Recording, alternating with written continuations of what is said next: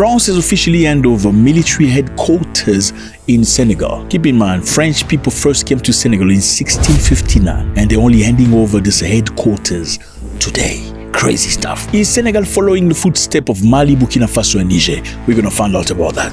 Malians and Senegalese authorities are complaining about what's happening in Mauritania. You better find out about this. Let's go.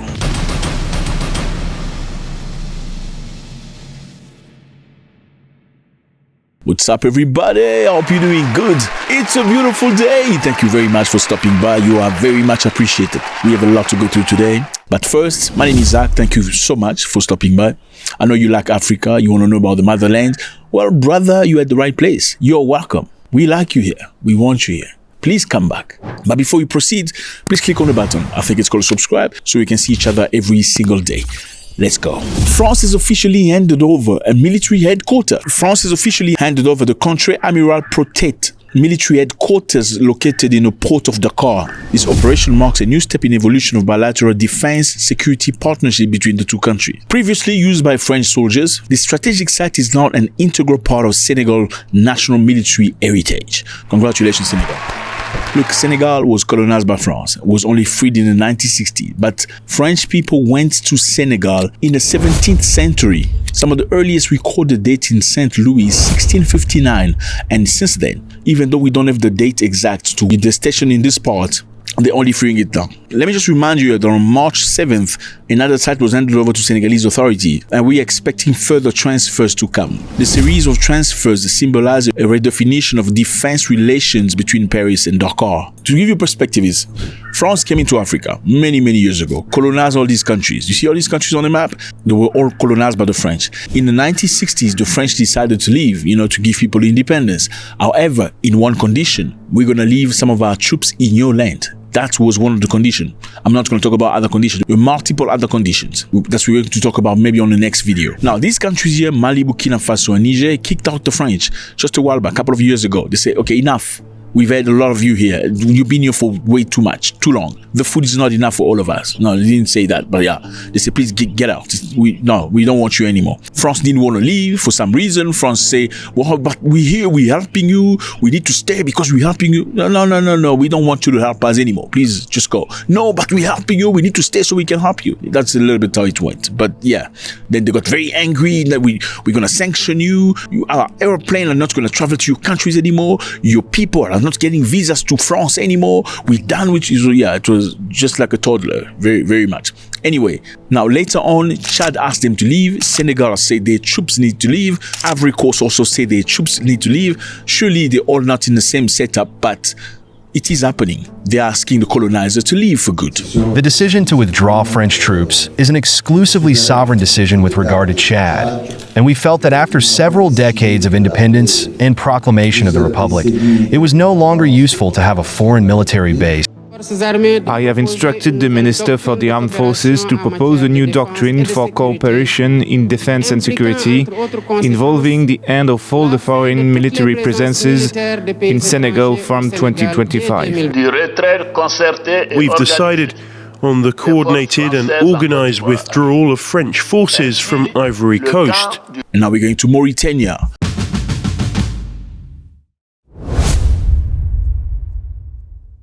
The Malian government is very angry at Mauritania because of the way they're treating Malian immigrants. It is reported that the Mauritanian government is mistreating black people in a way you've never seen in the past. People get beat up, locked down, sometimes tortured, then thrown to Senegal. And the Malians are not happy at all. Mali's government expressed indignation at the treatment of its national, adding that the conditions of arrest are flagrant violation of human rights and the right of migrants in particular. So this is directly, listen, the way you're treating our people is unacceptable. You're violating human rights. In Senegal, a member of parliament called the pushbacks xenophobic and urged the government to launch an investigation. He said, "We've seen these kind of pushbacks in the past, but it is at an intensity we've never seen before in terms of number of people deported and the violence used." So, a lot of people are being deported from Mauritania, you see on the map, to Senegal. Let me give you context. You know we lack context. Mauritania is this country right here. In Mauritania, you get mainly two types of people. You get the people that are Arabs or consider themselves as Arabs, Berber, and you get the blacks. Now, politically, the Berber or the Arabs are the ones that have power. They control the country. They run shit in the country. They decide. Now, the black people in most cases are very much undermined and looked down upon to. It's crazy. I know most of these countries here, okay, here, black people don't do really good, okay? You see, there's Northern Africa and Sub-Saharan Africa. Look at the map. This is Sub-Saharan Africa, where you see most of the black people like myself. And in Northern Africa, they're kind of brownish. Sometimes they look like Lebanese. It just really depends. That's kind of Syrians, a little bit darker sometimes. Sometimes you find dark-skinned people, but most of the dark-skinned people are descendants of slaves they took long time ago, because slavery wasn't just about the white men taking black men to America. No. Okay, Muslims, Arabs took black men into slavery. And unfortunately, Mauritania today is still one of the countries in the world where slavery is still common. It is active. Now, many reports say in Mauritania they don't like black people very much. We're going to find out just now. Now, the question is, why are they deporting people massively back to Senegal with violence and humiliation? Let's find out. Mauritania is likely under pressure from Brussels because, yes, they receive a lot of money from the European Union. Since 2000, the EU has partnered with Mauritania and Morocco to curb irregular migration, funding border security to prevent migrants from crossing the Atlantic. As you can see on the map, fellas, you see? So a lot of Africans, black people from Sub-Saharan Africa, try to cross this side, trying to go to Europe. You see, Mauritania, you see all these countries here, Morocco, you see Algeria, you see Libya, Egypt, all these countries. People try to cross those countries to go to Europe. You're probably asking yourself the question, why do they have to cross those countries? Why don't they catch a flight to Europe? Well, Europe don't give visas to black Africans. No, they don't. Now, out of 100, 0.3 people would get a visa. Or maybe one, just trying to be fair. Yeah. They will charge you probably $100 or $250 for processing the paper and an extra $100 for getting the visa. But then after processing and you've paid, they said, sorry, sir, you're not getting a visa. It's very frustrating. A lot of people try, it's just crazy. We're going to get into that next time. But the bottom line is, because they made it so difficult, some people that are very desperate, they hope that life is better on the other side. Why do they think life is better on the other side? Because French people that colonized them made them feel like life in France is better than where they are. Where we are is much better than yours, Then these people are very curious. They want to go over there because if you're looting our nations, you're taking our gold, minerals and everything. Maybe everything is over there, so we should follow it. That's why many people in Africa try to cross. They're trying to cross this, you see here? Yeah, that's the Mediterranean Sea. Crazy. They will go up to Morocco or any of these countries, then catch a raft or a boat to cross the... many people are unalive in the sea. Sometimes European boat will come and hit them, jam them so they can fall into the water. And no, it's true. Let nobody lie to you. That's what it is. Anyway, now the Europeans, in order to curb the number of immigrants coming into Europe, found a new strategy, which is, let's go to Africa. Let's speak to the Northern Africans. Let's give them money. How about we give them money? Because money is the root of all niceness. This is why it's of crucial importance that we reinforce our partnership and also include support for the border management and for search and rescue. How about that? They've given them a few hundred millions. They will help us kick all these black people away.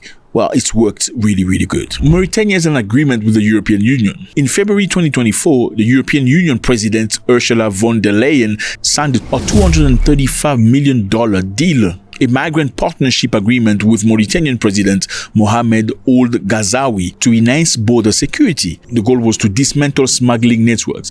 Well, that's good English to say if you find them, beat them up, throw them in jail, treat them really, really bad so they can take the message back home and say to the other guys, don't go because you're going to be beaten really bad. And in August 2024, Spanish Prime Minister Pedro Sanchez signed a separate border security agreement with Mauritania. And look at where Spain, you see Spain? Spain is right here. Not too far. It's actually not very far from Northern Africa. So even the Spanish president by himself went to sign with Mauritania, said, please, I'm going to give you a couple of millions. If these black people come, beat them up, throw them in jail, torture them, anyway, you don't like them, right? We already know historically you don't like them. The Arabs don't like them very much. So it's going to be easy, right? So they're not Arabs like you. And a lot of them don't even speak Arabic. Some of them are not even Muslim. So easy. Well, it's a big question here. I mean, even though Mauritania sends black people back to other countries, it has never been in this scale. Why is it happening right now? Well, the renewed vigor is because of pressure. There's a lot of pressure right now from the European Union. Why is there pressure? The pressure is simply because 83% of the 7,270 people that crossed into the Canaries in Spain in January 2024 traveled from Mauritania. So 83% of the people that entered through the Canaries came from Mauritania. So Europe is putting pressure. So, dude, if you don't do your job, we're going to cut the funds. Okay? Matter of fact, we're going to deport some of these people back to Mauritania. That's the pressure they're getting right now. There's brand new raids. So the raids are simply, fellas, the immigration signed a brand new law into force requiring permanent residence for all foreigners living in Mauritania. Sounds good, right? People need to have permits, okay? It makes sense. However, you see this country here, Mali and Senegal, nationals, before this law could enter Mauritania with no problem. They could go and cross, vice versa, no difficulty. Now, they signed the law, they didn't give people the time to go and get the permits. They started arresting people. It's like we're signing a law today, then boom, let's start arresting people. You don't give people time to get permits. Let me just remind you here, for some of you who don't understand. All these countries you see are fake, okay? If you fly on an aeroplane, you won't see lines separating lanes. So it's a massive lane. It's just like America. You don't see lanes separating New York from New Jersey. When you fly, you don't see no lane. But if you see the map, you see lane. It's same for Africa. So countries are concept that white people brought when they came to colonize. Before they came, there was no such thing as country. So people could interact with each other. That is the generational heritage people got. So you don't perceive the person as a neighbor from another country, really, because you're used to trading, selling bananas to each other. You know what I mean? But then immediately, boom, okay, from now on, you need to show permits. That's how many people were arrested. Now, the problem is what? The problem is when they arrested black people from other African country, they also arrested Mauritanians, blacks, and sent them to other African countries. Yeah. In matter of fact, there was a big issue between Senegal and Mauritania in 1989 till 1991. They went to war because of that. They fought each other, and many of the black people of Mauritania fled into Senegal because they were not safe in their own place. Imagine you're not even safe in your own country. You're safe in a neighbor's country. It's because we are black. The Arabs in Mauritania cannot stand us because of the color of our skin. They stay there, and it's only many years later, in 2007, that is when the Mauritania acknowledged that some of our people who are black are actually in Senegal. They need to come back. From 1989 to 2007, that is the only time they say, okay, we actually acknowledge them. There's 60,000 of them that are in Senegal. They must come back. Well, amongst those people, some say, you know what, we fine. Thank you very much. We are not coming back. My children's future is here, not Mauritania. Okay, we're safer here than we are over there. So let's just stay in Senegal. But on the other hand, how do Senegalese people treat Mauritanians? Very nice. Is it because black people are nice or too nice? Or maybe is it because black people are ignorant? They always treat good the people that treat them bad. I don't know. Let me know. Again, remember here, black Africans are not trying to go stay in Mauritania. They're just trying to cross to go to Europe. Now, you know my take in this, okay? I'm not going to get deep into this. I think Africans need to start loving themselves, number one. Number two, let's build Africa. Let's stop thinking that life is better on the other side. Number three, you know how they treat us. You know how they think about us. If some people in Europe can sponsor money to Africans so they can beat you up, you already know where you are. Let me know how you feel about this. Now, fellas, you know, America's issued travel bans and travel advisory in many countries. In other words, they've told their people not to travel to certain countries because it's violent, because there's crime, because it's dangerous, because people get raped, because this and that and this and that. So let's go through some of these countries and we can understand perhaps what's the reason why, this is happening. If this is your first time, my name is Zack. I appreciate you. Please click on the button, subscribe so we can see each other every day. You're going to love it. No doubt about it. Yes, you're going to love it. It's done? Great. Let's go. Now, Venezuela.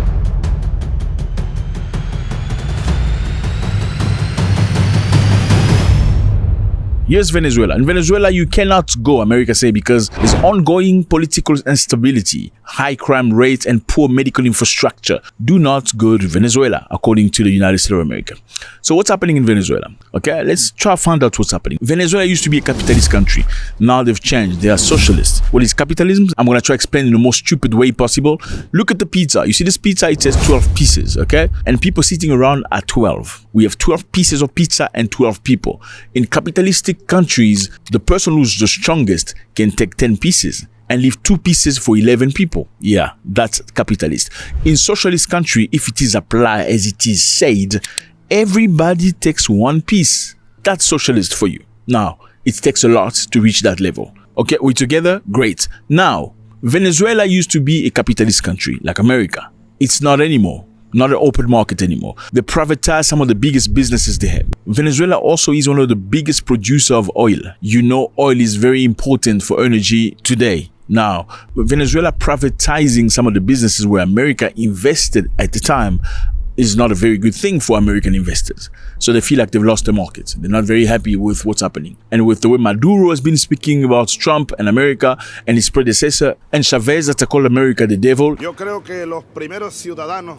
I think that the first people who should read this book are our brothers and sisters in the United States, because their threat is in their own house.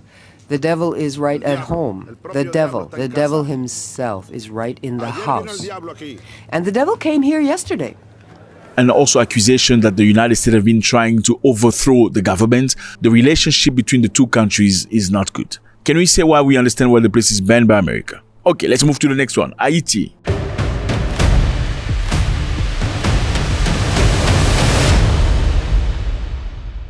Now, Haiti, they say don't go to Haiti because it says severe gang violence, kidnapping, and a collapsed healthcare system.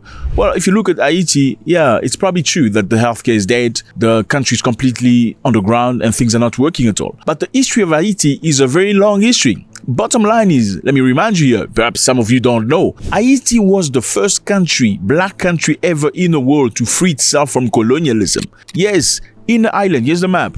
They were taken from Africa, taken to this island by the French. They were colonized, beaten, forced to work in plants, in fields, in cotton, forced to plant sugarcane.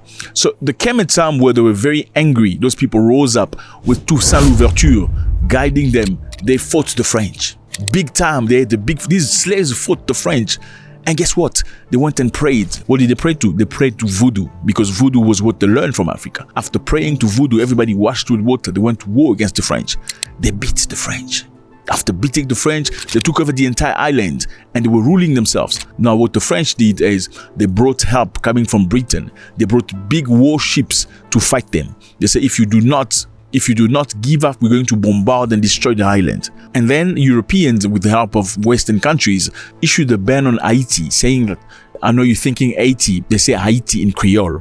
And France and other Western nations forced Haiti to pay a debt for wasting business. What is business? Business is bringing slaves from Africa to Haiti. You took us from Africa as slaves, brought us to this island, we freed ourselves, now you're forcing us to pay for the money you spent to bring us from Africa to this place, even though we never asked you, or else you're going to bombard us. Haiti had to agree to it to avoid problems, because most of the countries in Western nations were ready to go and destroy them. They came together to destroy Haiti. And in order to discourage every other African country or third world countries to try to free itself, what did they do?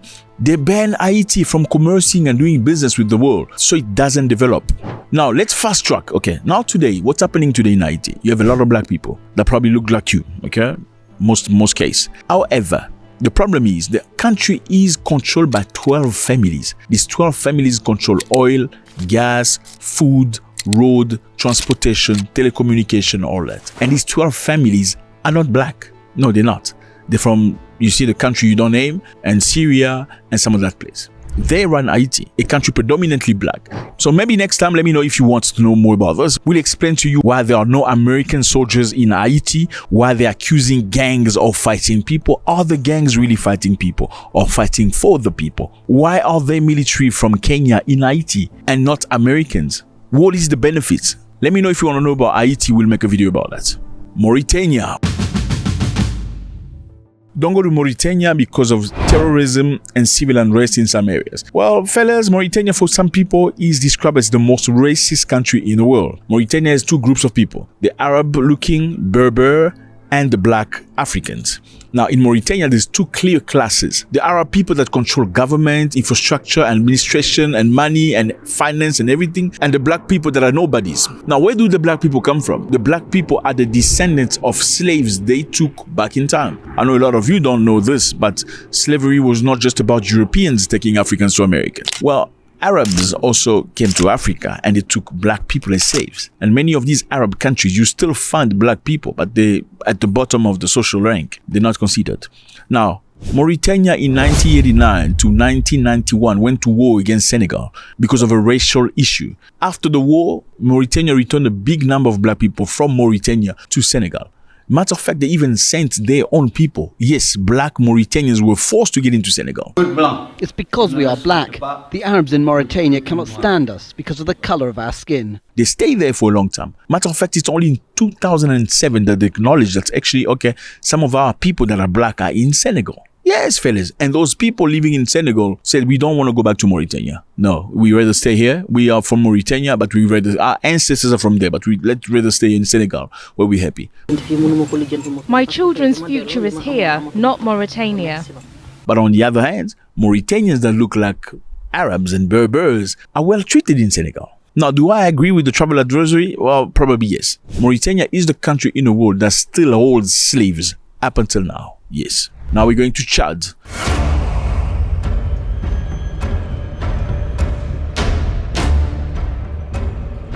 America issued a travel advisory against Chad because of ongoing security concern and civil unrest. Okay, let's try and find out what's happening in Chad. Chad is right here on the map. You can see Chad. Chad used to be run by Idriss Déby, the father. Idriss Déby, the father, passed away at war. He went to fight against terrorists.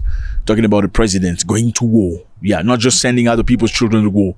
He went to war and he died over there. His son took over. Now, his son reportedly told the US to pause military operation and withdraw troops temporarily after diplomatic friction over the troop presence without full approval from the transitional Chadian government. So they asked Americans to leave.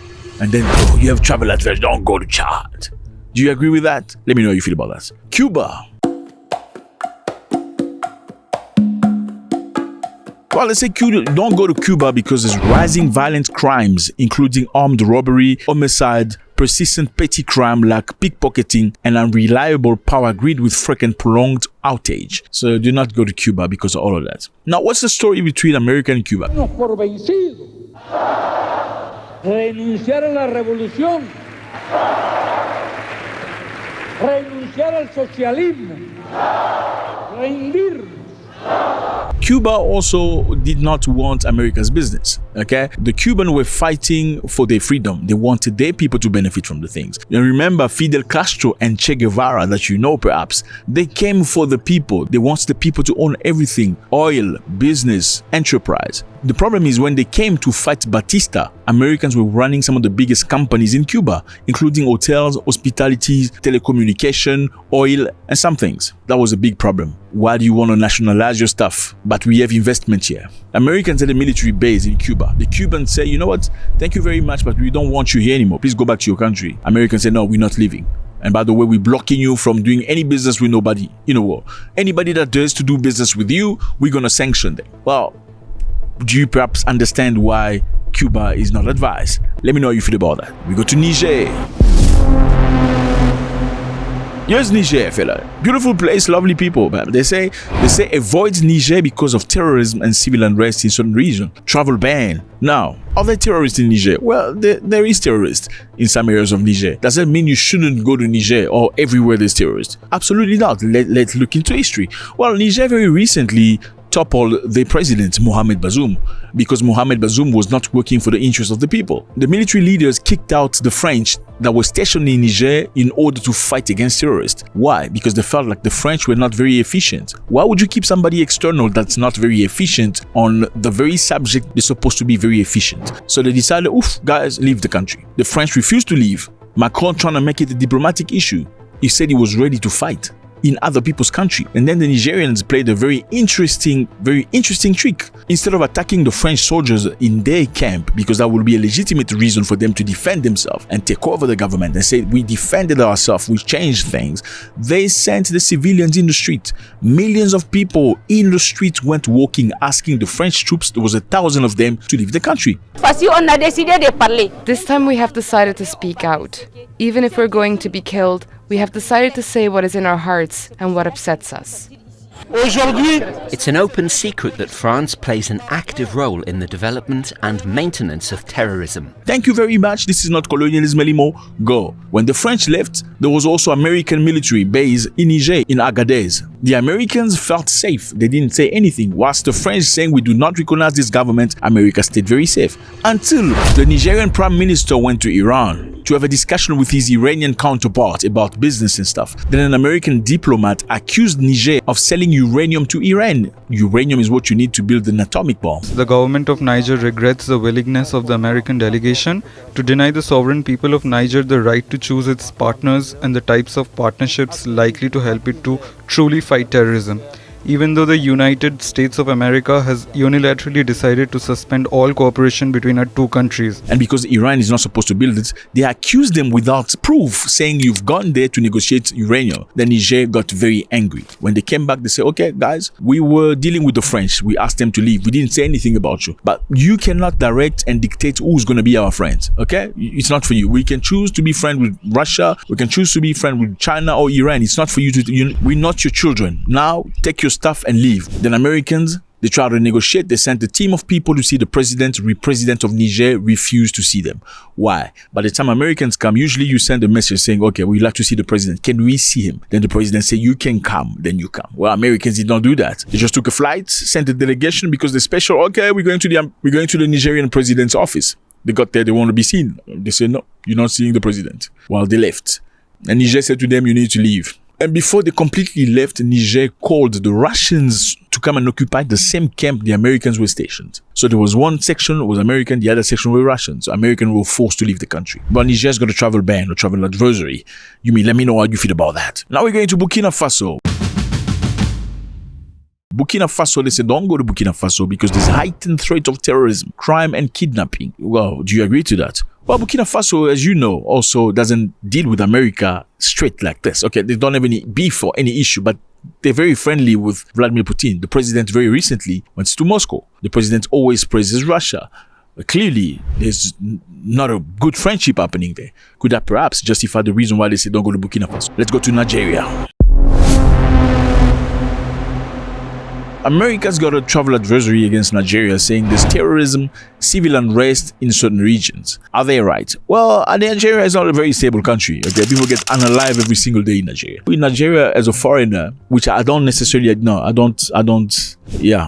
going to advise you to go travel to Nigeria either. Because, you must leave Nigeria to Nigerians. Okay, as a foreigner, when you travel to Nigeria, you probably, especially if you're white, you probably will need bodyguards to protect you from who? Question mark. Even the police itself. Look how the police treat Nigerians.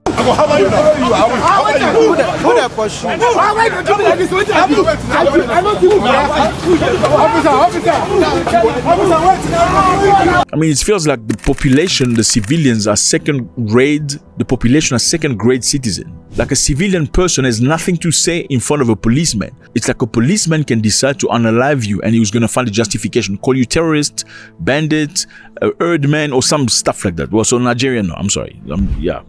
They're probably right about Nigeria. Uganda. In Uganda, they say don't go to Uganda because there's crime, health concern, including recent Ebola outbreak. Well, is there an embassy of the US in Uganda? Yes, there certainly is an embassy in Uganda. But historically, Uganda, the president recently accepted a proposed law to ban men that like to other men. You know what I mean? Them. President has actually signed the anti-homosexuality law. And I want to confirm to you that what was a bill is now an act of parliament called the Anti-Homosexuality Act 2023. So yeah, Uganda doesn't like that. It's not part of their culture. Their leaders, religious and traditional, came together to say, we don't want these activities in Uganda. It's our country. We can choose what we want. After that, well, the relationship went south and America cut aid from Uganda. They're not going to sponsor them anymore. They even advise World Bank and IMF not to give Uganda any money at all because they don't want men to other men. Yeah. So could that be the reason why perhaps? Is there Ebola in Uganda? Yes, from time to time. Are Ugandans unalive with Ebola in the 1,000? Absolutely not. So yeah, are they right? Let me know how you feel about that. Now they talk about Tanzania. This is Tanzania, fellas. Look at this.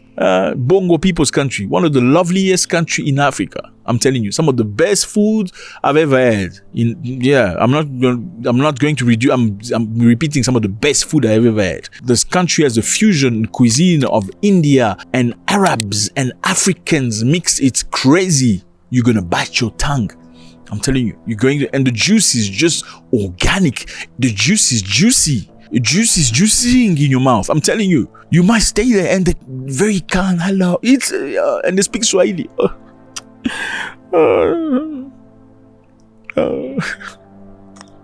They say don't go to Tanzania because there's crime and terrorism risk. There's terrorism in Tanzania. Okay, I don't know about that. Now, the United States of America.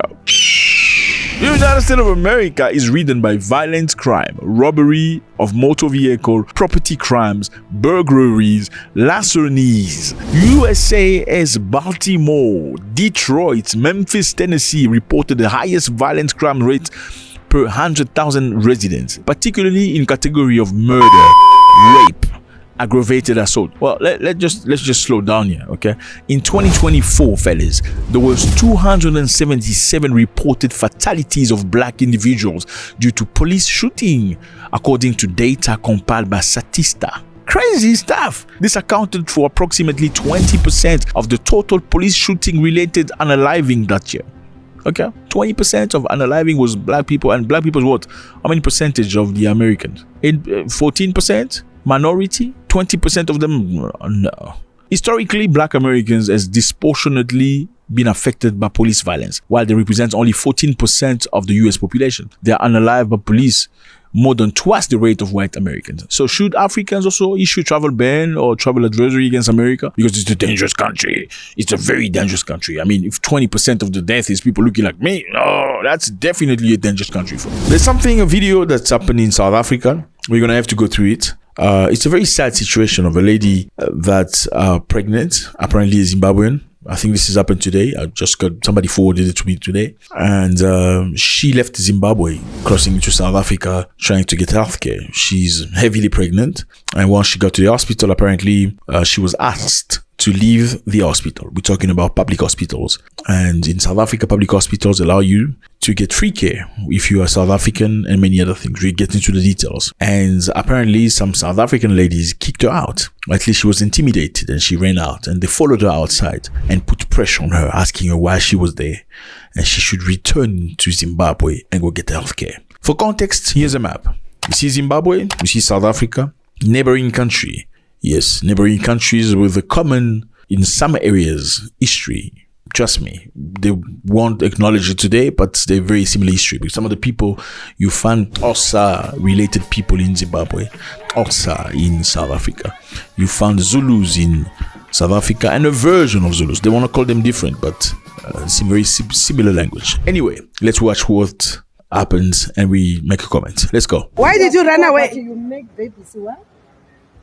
Sister, when you were checking in the water, when you ran away? In the toilet, why? Why? Even now, she ran again. She said, I'm coming, I'm going to the bathroom. Toilet. She's gone. Now, can we have our medication? You are playing. Can we have our medication? The one they gave. You did what? There's no way they don't give you. Well, what were you doing inside there? Vitamins that you get. They helped you again. That's already mad. You had blood.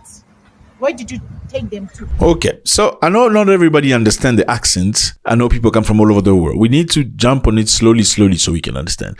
They're asking her, when we looked into you, why did you run away? She's troubled. You can see this woman is heavily pregnant. She like, well, why did you run away? I'm talking to you. What were you doing? Doesn't know how to answer. The lady said they took blood from her. So they took blood, obviously for testing purpose. And now they're going to ask her, how much did you pay for the blood? Because you need to justify. Are you taking free treatment from our facility or not? Let's continue. Did you take them to? Because since you went to the... So you didn't get any medication, folic acid medication, nothing? And then how much is the blood test? Okay, you didn't get any medication. There's no medication for pregnant women that you got for free. Okay, to justify you taking medication for free in our South African facilities. How much did the blood cost? Let's go. Did you pay? How much did you pay? Is the blood? You know it's how much. You know it's how much. Just for... How much did you pay for the blood? This is a way to test whether she really paid or she got the blood test for free. Okay, let's go. 7. No, the blood test that you took. I'm asking 7. And some of the questions are in the level. Okay. You know how much for blood test? To take blood test. It's more than 10,000 something. Okay, so how much blood did you pay? She gave a number. The lady laughed, saying, no, that is not the number. What you're giving us as a number or the price of the blood test, it's not what it is. So insinuating that you're lying, you actually got the blood test for free. Let's go. In South Africa, go to the private clinic or any doctor. Well, now you do medical blood testing for mahala. So you're coming to the country to take blood tests for free, okay? For context, in South Africa, people that attend public hospitals get treated for free, if not at a very low price. That's the rule. Let's continue. But for that, some people don't want Zimbabweans to, profit from that. Don't come from Zimbabwe and get our blood test for free. This is our country, it's not yours. And we'll explain all of that a little bit later. Let's go. In our country, we pay tax. Is Zimbabwe paying South African government for your healthcare? Sorry. Is Zimbabwe paying South African healthcare money for your care? Is the Zimbabwean government paying for your health you're getting in our country? Okay, we're seeing here a lady that's heavily pregnant, all by herself. We're going to try to be human here. We're going to balance. Okay, and I know this is a very sensitive subject and a lot of people will not like me very much, but it's not going to change the fact that I'm a human being and I have to stand with 2 feet. And when I die, I must die with no regrets. Let's continue. It's not paying South African by association of black. I even like you, brothers to sisters. That's black. Because they don't even Yes. And you know what happens? Can you go and fix your problem with Can you go back to your country and fix your system? Okay, this is not acceptable. Not in our country. Go fix Zimbabwe. Go to Zimbabwe. You don't want you anymore. So start making arrangements. Let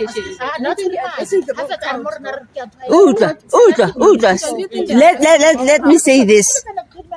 Now, today, when you get home, start making arrangements for where are you going to get that baby from? Where are you going to deliver that baby? Because here you are not coming. Pretoria West, you are not coming. In our government, we don't want you anymore. Start making arrangements where you are going to deliver the child, because here we don't want you. We don't want you here. Go home. We don't want you here. Let's go. Yeah, you can go into Ramaphosa's house. He will help you deliver the child. Okay, Mr. Ramaphosa, with all due respect, is the president of the republic. She's saying you can go to the president's house. He's going to help you give birth. Not here anymore. Don't come to our public hospitals. Leader, even Julius Malema. Yeah, even Julius Malema. Or you can go to Julius Malema. You know who Julius Malema is? Let's go. Wrong person. Are you not pregnant? Are you not using our facilities free?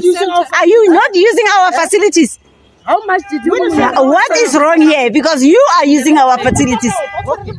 You are using you came with a bag to give birth. You are using our facilities. No, we are not talking to the wrong person. We are talking to the right person. You must go back to your country. You came here to give birth. We don't want you anymore. Yes. So you can't say you are talking to the wrong person. Which one? Or Venezuela? Yes, I mean we are in the wrong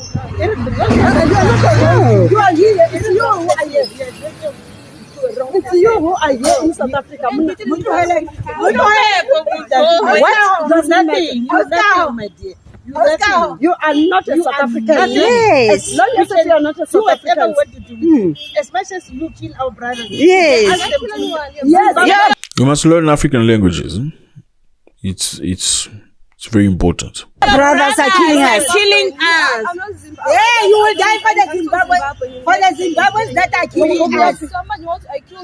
Where are you from? Where are you from? Are you foreigner? I'm not my country. Where are you from? I'm from Zimbabwe. Yes, Zimbabwe. Okay, fellas, what do you have to say about this? For context, we have a lady, a Zimbabwean, who's the neighboring country to South Africa, that's left her country. We can't tell whether she lives in South Africa and just went to hospital, or whether she lives in Zimbabwe and crossed to South Africa. These are two completely different situations. Is she legal? We cannot tell because nobody has asked her for her passport. It's very easy to say this one is illegal and stuff like that. Doesn't mean a legal immigrant will necessarily go to a paid hospital or private hospital. Not necessarily. Not all legal people have money to go to private hospital. Okay, so is she legal? We don't know. Is she illegal? We don't know. But I think in most cases, people will speculate that she's illegal because you get a lot of Zimbabweans that are illegal. Speculation. Illegal in South Africa. Why? Because Zimbabwe goes through the most. It's a country that's literally on the floor. Since Mugabe declared that white people should give land back to black people. There is enough land in the country. And out of 12 million hectares, what we want, about half of that, 5 million plus. And they, only 4,000 farmers own 12 million hectares of the most fertile land in the country. Why can't they agree to 5 million plus coming our way? Yeah, they got support. The whites got support from America, from Britain and Europe. They sanctioned Zimbabwe. Zimbabwe went to the gutter. A lot of white people, farmers that own land in Zimbabwe, crossed from Zimbabwe, look at the map, into South Africa. And some of them went to Zambia. They received support from fellow white people that were already in South Africa that helped them, integrate the community and start working and continue their life. And same for the people in Zambia. Now, Zimbabwe remained an empty country with nothing functioning. Everything fell, everything on the ground, the economy, the infrastructure, everything on the floor. Now, with that being said, a lot of Zimbabwe were forced. They felt like they had to leave the country to go looking for a better life somewhere else because when America sanctions you, there's nothing you can do about it. So they crossed into South Africa. A lot of them crossed into South Africa looking for a better life. And yeah, because the system is failed, we're going to try to find out first. I don't want to give you my opinion. I want you to go through, let's all go through a neutral opinion. How about we ask a computer what the computer thinks, okay? Why are Zimbabweans using healthcare facilities in South Africa? I got a computer right here. Okay, let's use the AI, okay? So it's quicker, okay? They say the Zimbabwe uses South African public hospitals due to collapse of the Zimbabwe healthcare system, which suffers from a shortage of doctors, chronic underfunding, and a lack of drugs and equipment. So we're very clear there. The Zimbabwe's healthcare is on the floor. So all the millions of people living in Zimbabwe, I'm not sure how many people live in Zimbabwe, are faced with a very difficult situation in terms of healthcare. Now, they come to South Africa. How can you come to South Africa? Because it's a different country, right? The South African Constitution guarantees basic healthcare access to all, including migrants, refugees, and asylum seekers, attracting many Zimbabweans, especially for emergency care, childbirth, and treatment for conditions like HIV. So the South African Constitution allows people, including migrants and refugees, to use the South African healthcare system for their needs. Okay, that is the government that made the choice through the Constitution. However, there is a strain because this is somebody else's country. You have to use their facility. The more you use the facility and they allow you, the more you come. The more they let you do it, the more you come. First of all, before I continue, that lady was very stressed, okay? That's not nice, putting so much stress on a pregnant woman like that. You can see she was stressed. She's trying to keep calm because it's a very stressful situation. I mean, don't look at her as a Zimbabwe. If you're going to look at her as your sister, okay? I know people are getting triggered by these sentences. She's very stressed. You can speak to her nicely without having to scream at her. You can still point out things without necessarily having to put pressure on law and go, how much did you pay for the blood? It wasn't necessary. Let's continue. So there's a strain on South Africa hospitals, particularly in Limpopo. Here's Limpopo, you can see on the map. Limpopo people are usually very, very nice people, no doubt about it. Lovely people, pedis, vendors, tongas, very nice people. Okay, let's continue. South African hospitals, especially in areas like Musina and Vembe district near Zimbabwe border, report significant pressure from Zimbabwe patients seeking care for emergency childbirth and chronic conditions such as HIV. So if you get into an accident or people want to go to South Africa because it's just a border, just you can cross. Childbirth, people go there because they don't want to die. Chronic disease like HIV, they can get good quality stuff in South Africa. Now the problem is the Zimbabwean patients are overwhelming facilities, and I'm still reading for these are not my opinion. You can go check it for. I'm not giving my opinion. I want you to give your opinion. Zimbabwean patients are overwhelming the facilities with unverified claims suggesting that 70% of maternity ward patients in some hospitals are Zimbabweans. Unverified claim. Okay, it's not verified.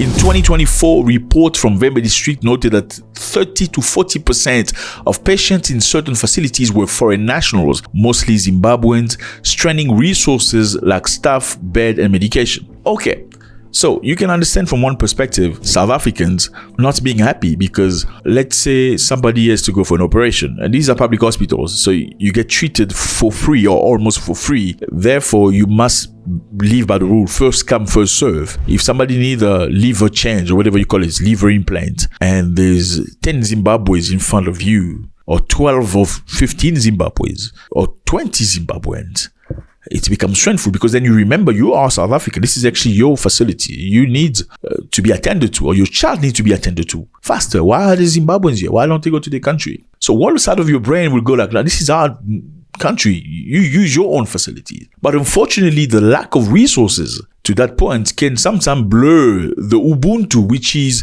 the human side of you, which is, it's also a human. They should be treated. Like, getting back to it, would you prioritize a foreigner's health before your child? And again, we're looking here at people that cannot afford to pay private hospitals. So it's a matter of resources. Now, my question is this. Do you let this woman go and get treated or get the treatment that she needs, being from Zimbabwe, just because you're a human, because you have Ubuntu? Ubuntu is this African way of, loving other Africans, letting them be okay and stuff like that. If you let this one pass, and there's another one, you let that second one pass, and there's a third one, and a fourth one, and a sixth one, what happens next? It becomes very difficult because then now the resources that are limited that you have to fight for it. That becomes a problem on a South African perspective. Now, on a Zimbabwean perspective, they look at it like, you are not human beings. How can you threaten a woman that's pregnant like this? What if she loses the child? Well, somebody will tell you, nobody cares. This is not her house. I mean, you will go like, why would you put pressure on this person who's just trying to live? I mean, they're within emergency. They're going to be unalive if they don't get the treatment. How do you react in that situation? Well, let's get back on track so we can understand. Remember, the first concept I explained to you saying that Zimbabwe chased white people, taking back the land. That was the problem. Then they were hit with sanctions. That's when the country collapsed. Okay? Then everything went south. We get back into that. So, looking into South Africa. South Africa has a great system, okay? Compared to many African countries, not all African countries, some are better than South Africa in terms of hospital structure. There are some countries here that give you very, very good quality. I'm not going to name no country. Very good quality hospital for free. It comes from tax, okay? Well, people talk about tax. Oh, we're paying tax. That our tax money is making sure we have this facility. Not everybody pays tax. Number one. First of all, the majority of people don't pay tax. Let's not get into that. Okay, so other people pay tax. Not everybody pays tax. Let's get back on track. Who created the system that allows South Africa to have healthcare facility where people can access for free or almost for free in many instances? We're talking about public hospital that is decent enough. Okay, historically, let's ask.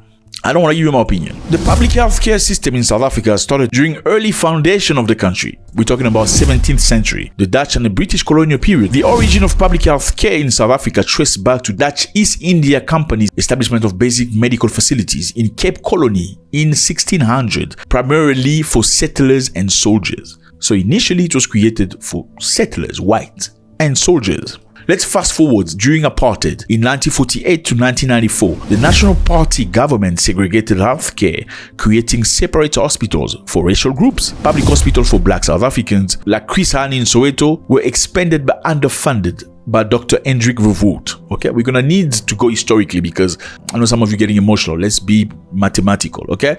Then, after apartheid in 1994, the ANC government under Nelson Mandela restructured the healthcare system to ensure equitable access. In 1996, Constitution, particularly Section 28, guaranteed the right to healthcare to all, including migrants, shaping the modern public hospital system. So, as per the Constitution of South Africa, everybody has the right to get treated at the hospital. So, rationally, if you have queries regarding that, it's the government's task to make sure no migrants goes in the hospital. And for the government to do that, they're going to have to change the law. The law of South Africa says migrants, even illegal migrants, asylum seekers, can go and access public hospitals. So, if you stand in front of a migrant and tell him, don't go inside because this, you are basically breaking the law of South Africa. You are breaking the law of Constitution. So if people want it changed, what they need to do is to get the government to change the law. Okay? Which is going to be very difficult. Now, does that mean we don't understand the stress of South Africans? I mean, having your child waiting on the waiting line, while some Zimbabweans are getting this stuff. No, it's very difficult. It's very difficult for you as a countryman not to profit from what your country can give you because some other people leave their country, which is a fair country, literally, So, what is the solution? The solution is Zimbabwe has to stand up. Zimbabwe has to find solutions. Zimbabwe has to provide healthcare for the people. Zimbabwe has to do what Zimbabwe needs to do for this to stop. And this is one of the things that has created or fueled a lot of xenophobia between South Africans and Zimbabweans. Now, are you saying people are xenophobic? Yes, some people are purely xenophobic. This is just one element to fuse onto the xenophobia sentiment they already had long time ago. Okay? Now, are all South Africans xenophobic? Absolutely not. No. I think I've spent a lot of time with South Africans. I've lived in South Africa before. I own things in South Africa. So I have people that are South African that have played a major role into my development. Some of the nicest people I've met. Are they xenophobic people? Absolutely, yes. Is this fueled by xenophobia? There could be a combination of tiredness, exhaustion, bad past experiences, and xenophobia. Okay, so there's a combination here. My question is this: can we say that every Zimbabwean that's been to South African hospital has been mistreated? Absolutely not. So there's been Zimbabwe that's been treated well. Probably the early ones, okay? Until people got tired. That's what naturally happens. I can let you eat from my plates until I don't have enough anymore. Then it becomes a problem. Let me know how you feel about this, fellas. The bottom line is, I don't know if Africa is ready to live without white people.